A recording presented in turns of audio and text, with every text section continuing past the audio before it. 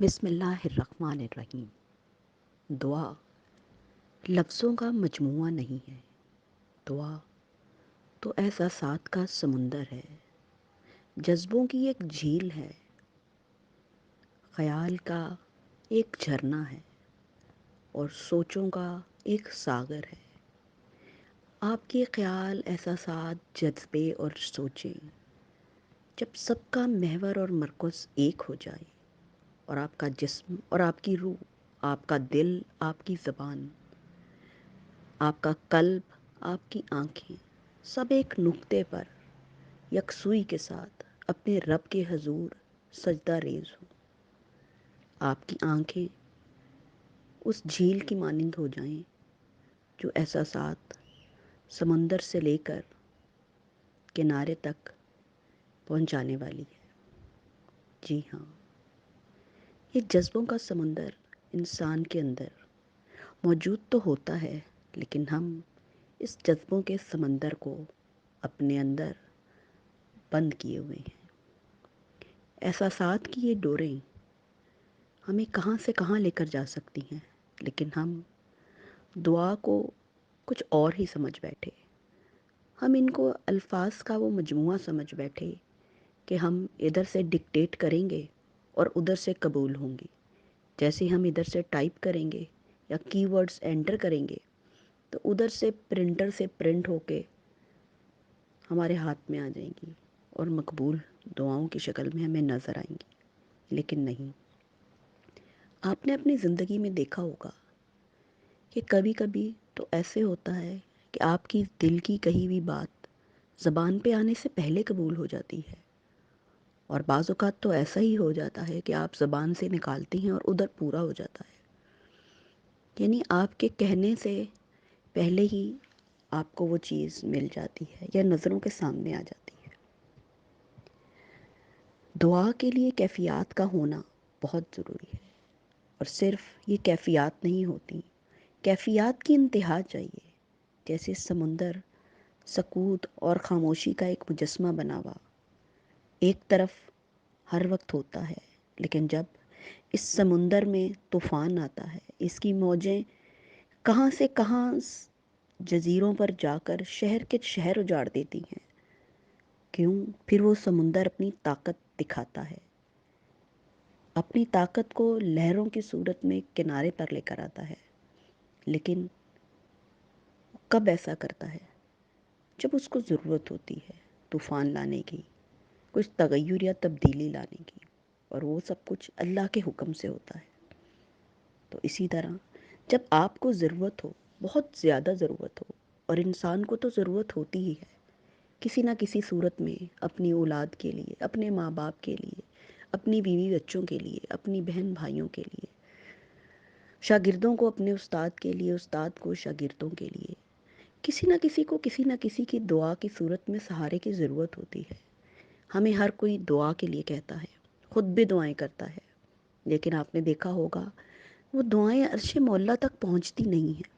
وہ دعائیں کہیں رستے میں بکھر جاتی ہیں۔ اور ایسا کیوں ہے؟ ایسا صرف اس لیے ہے کہ ہم ان دعاؤں کو ان کیفیات کے ساتھ اوپر تک پہنچا نہیں پاتے۔ آج میں آپ کو کچھ ایسی باتیں بتاتی ہوں کہ جس سے آپ کی دعائیں نہ صرف مقبول ہوں گی، بلکہ اتنی جلدی مقبول دعاؤں کا سفر طے کر لیں گی کہ آپ خود بھی حیران ہو جائیں گی۔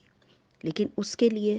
سفر تھوڑا کٹھن تو ہے، لیکن ناممکن نہیں ہے۔ مشکل تو ہے، لیکن پھر ناممکن نہیں ہے۔ آپ نے کرنا کیا ہے؟ آپ نے صرف یکسوئی کے ساتھ، اور یکسوئی آپ کو کیسے ملے گی؟ کسی اکیلے کمرے میں، کسی تنہائی میں، کسی گوشے میں، جدھر آپ ہوں اور آپ کا رب ہو اور کوئی نہ ہو۔ آپ نے صرف کیفیات اکٹھی کرنی ہے۔ آپ وہ کیفیات کیسے اکٹھی کریں؟ آپ کچھ منظر نگاری کر لیں کہ آپ یا تو آپ اپنے آپ کو کعبہ شریف کے آگے کھڑا کر پائیں، یا اپنے آپ کو ریاض الجنہ میں یا روضہ رسول کے آگے کھڑا پائیں، یا کچھ ایسی مبارک جگہیں ہیں کہ جدھر آپ سوچیں کہ میں ان جگہوں کے باہر، ان مسجدوں کے باہر میں وہاں پر کھڑی ہوں، تو شاید انسان اس دنیا کی ان رنگینیوں اور رونقوں سے نکل کر ان جگہوں پر تھوڑی دیر کے لیے سوچے کہ میں وہاں پر ہوں تو شاید ان کی سوچوں کا محور بدل جائے، کیونکہ ہم تو سجدے میں جا کے نماز کی حالت میں بھی اپنے رب کے قریب نہیں ہوتے، ہم قرآن پڑھتے ہوئے بھی اپنے رب کے قریب ہوتے نہیں ہیں۔ لیکن اگر آپ اپنی کچھ سوچ کو اس طرح اس دھارے پر مرکوز کریں کہ میں اپنے رب کے حضور ہوں، یا اور کچھ نہیں تو آپ سوچیں کہ حشر کا میدان ہے اور میں اپنے رب کے حضور ہوں، اور آپ کا آخری ٹائم ہے، اور اس آخری گھڑی میں فیصلہ ہونا ہے کہ آپ کو جنت میں بھیجنا ہے یا دوزخ میں بھیجنا ہے، تو اس گھڑی، اگر آپ اس گھڑی کا تصور کریں تو آپ کی کیا کیفیات ہوں گی کہ آپ جب بے بس ہوں گے۔ لیکن ابھی آپ کے بس میں سب کچھ ہے، آپ اپنے روٹھے رب کو منا بھی سکتے ہیں، جو چاہیں اس رب سے کروا سکتے ہیں، صرف آپ کو ان کیفیات کی، ایسی ایسی کیفیات کی ضرورت ہے، ان نم آنکھوں کی ضرورت ہے، ان جذبوں کی ضرورت ہے جو الفاظ بن کر نکلیں۔ الفاظ تو الفاظ ہی ہیں، لیکن جذبے جب الفاظ کا روپ دھارتے ہیں، یا الفاظ جب جذبوں کے اندر لپٹ کر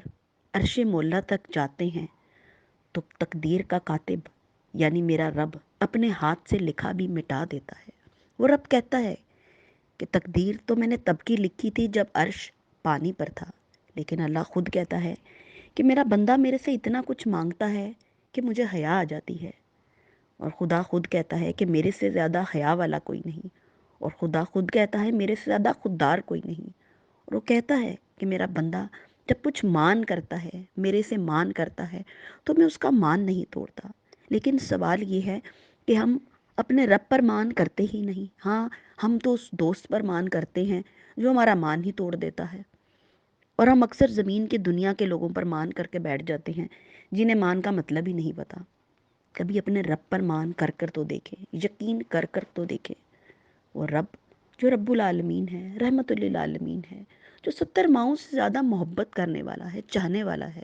وہ بن مانگے دینے والا ہے۔ لیکن جب آپ کے تقدیر کے فیصلوں میں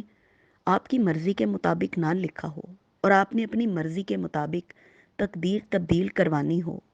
تو دعا صرف وہ ہتھیار ہے جو اپنا رب اپنے ہاتھ کا لکھا ہوا مٹا دیتا ہے۔ تو آپ کو ان کیفیات کے ساتھ ان دعاؤں کو مانگنا ہے، ان جذبوں کے ساتھ، ان نم آنکھوں کے ساتھ، ان آہوں کے ساتھ، ان سسکیوں کے ساتھ آپ اپنے رب کے حضور سجدہ ریز ہوں۔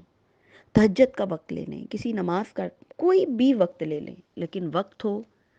اس رب کے ساتھ تنہائی کا، کہ آپ ہوں اور آپ کا رب ہو اور کوئی نہ ہو۔ تو انشاءاللہ میں یقین سے کہہ سکتی ہوں کہ آپ کی دعائیں ضرور ضرور عرش مولا تک جائیں گی اور مقبول ہوں گی، پھر جو آپ مانگیں گی وہ آپ کو ملے گا۔